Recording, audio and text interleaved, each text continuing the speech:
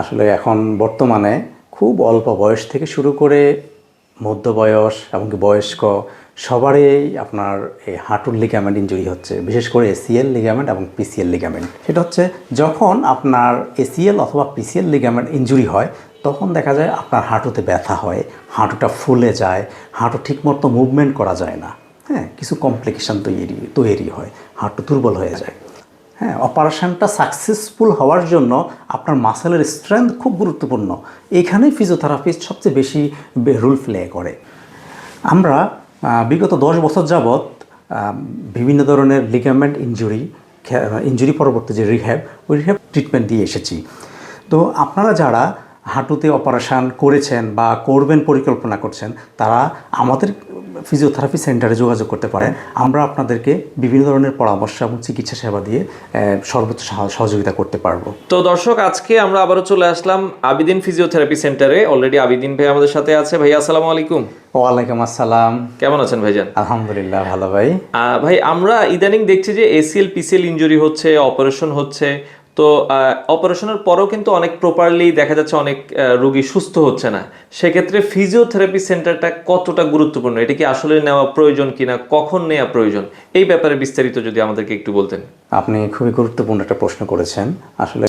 আসলে এখন বর্তমানে খুব অল্প বয়স থেকে শুরু করে মধ্য বয়স এমনকি বয়স্ক সবারই আপনার এই হাঁটুর লিগামেন্ট ইনজুরি হচ্ছে, বিশেষ করে এসিএল লিগামেন্ট এবং পিসিএল লিগামেন্ট।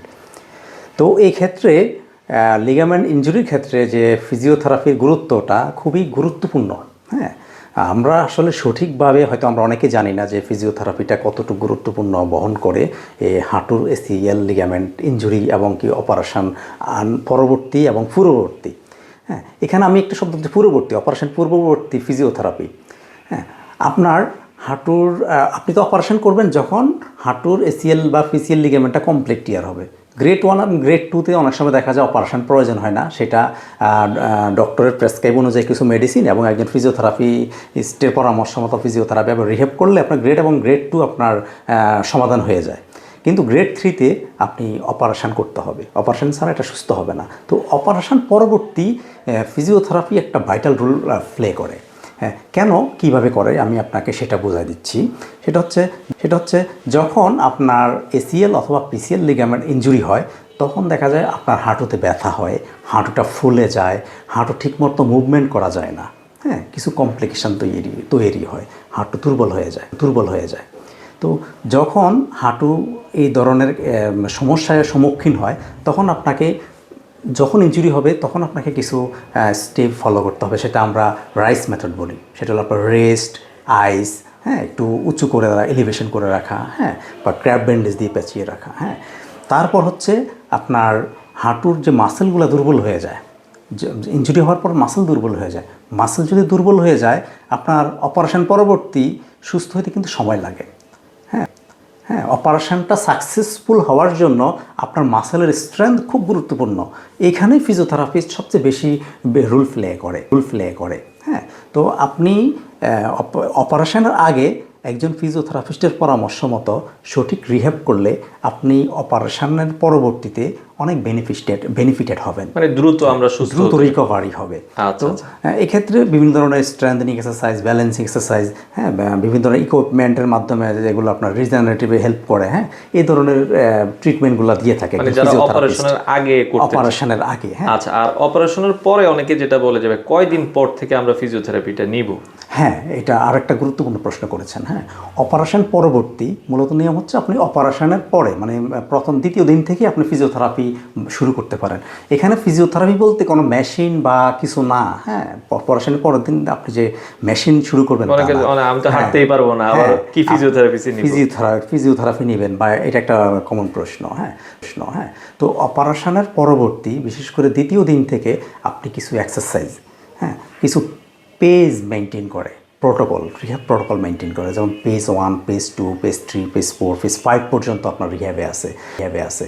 তো অপারেশন পরবর্তী পেজ 1 হচ্ছে প্রথম 2 সপ্তাহ আপনি অপারেশনের দ্বিতীয় দিন থেকে কিছু এক্সারসাইজ আছে, সিলেক্টিভ কিছু এক্সারসাইজ আছে, ওই এক্সারসাইজগুলো আপনি শুরু করতে পারবেন অপারেশন পরবর্তী। তাহলে আপনার রিকভারি খুব ফাস্টিং হবে। তারপর হচ্ছে 2 সপ্তাহ পরে আপনি ফেজ 2, তারপর হচ্ছে পেস্ট্রি, এইভাবে আপনি যদি রিহ্যাবগুলো করেন তাহলে আপনার কি হবে, অপারেশনের পরে যে জটিলতাগুলো হয়, মাসেল শুকিয়ে যায়, তারপর হচ্ছে আপনার ফুলে যায়, হাঁটু ফোলা থাকে, ঠিকমতো হাঁটতে পারে না, এই ধরনের কমপ্লিকেশনগুলো থাকবে আমরা না। অনেকে দেখি যে 6 মাস 1 বছর পরে হয়ে গেল হাঁটু প্রপারলি তার শক্তি পাচ্ছে না। হ্যাঁ, এটা হচ্ছে ওই যে সঠিকভাবে যদি রিহ্যাব না করে, সঠিক ফিজিওথেরাপি যদি না নেয়, তাহলেই ওই কমপ্লিকেশনগুলো থাকে। তার মানে আমরা যদি প্রপার সময়ে ফিজিওথেরাপিটা নিই তাহলে আমাদের রিকভারি রেটটাও খুব দ্রুত হয়। অবশ্যই প্রপার সময় না, আপনি হাঁটুর লিগামেন্ট ছিঁড়ে গেছে, এখন ফার্স্ট ট্রিটমেন্ট কি? অপারেশন। দ্বিতীয় ট্রিটমেন্ট হচ্ছে রিহ্যাব। আপনার অপারেশন পরবর্তী যদি রিহ্যাব না করেন তাহলে আপনি কমপ্লিট ট্রিটমেন্ট করেন নাই। কমপ্লিট ট্রিটমেন্ট মানেই হচ্ছে সার্জারি প্লাস রিহ্যাব। সার্জারি এবং রিহ্যাব পারফেক্ট মানে আপনি সুস্থ। আর যদি আপনি যে কোনো একটা মানে একটা করেন, যে সার্জারি করছেন তার মানে কিন্তু আপনি সুস্থ না। আচ্ছা, তার মানে আমার দুটোই কিন্তু প্রয়োজন। হ্যাঁ, দুইটি প্রয়োজন, খুবই গুরুত্বপূর্ণ। আমরা বিগত 10 বছর যাবৎ বিভিন্ন ধরনের লিগামেন্ট ইনজুরি পরবর্তী যে রিহ্যাবটা আমরা গত 10 বছর ধরে আমরা বিভিন্ন ধরনের পেশেন্টদেরকে রিহ্যাব ট্রিটমেন্ট দিয়ে এসেছি। তো আপনারা যারা হাঁটুতে অপারেশান করেছেন বা করবেন পরিকল্পনা করছেন, তারা আমাদের ফিজিওথেরাপি সেন্টারে যোগাযোগ করতে পারেন। আমরা আপনাদেরকে বিভিন্ন ধরনের পরামর্শ এবং চিকিৎসা সেবা দিয়ে সর্বোচ্চ সহযোগিতা করতে পারবো।